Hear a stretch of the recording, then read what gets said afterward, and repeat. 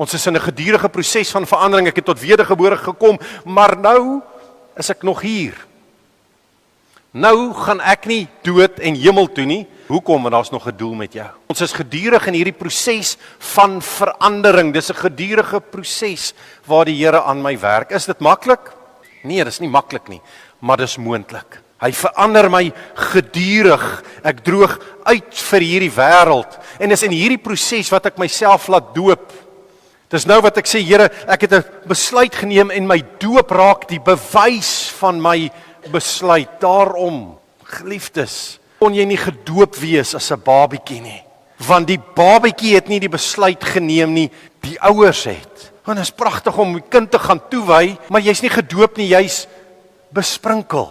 Jy moet die besluit neem. En my doop is nie, ek's nog nie daar nie, ek gaan daar kom. Ek het vir jou verrassing vanoggend, geliefdes. Jy gaan nooit daar kom nie. Die vyand gaan jou altyd besig hou. My doop is die punt waar ek sê, Here, hier sterf my ou mens. Nou begin 'n nuwe mens. My doop wil ek so gou as moontlik doen wanneer ek vir Jesus Christus ontmoet het, want ek wil nuut word en ek wil daarvandaan af begin. Dit is iets wat ek met 'n vaste oortuiging uit my gees uit doen.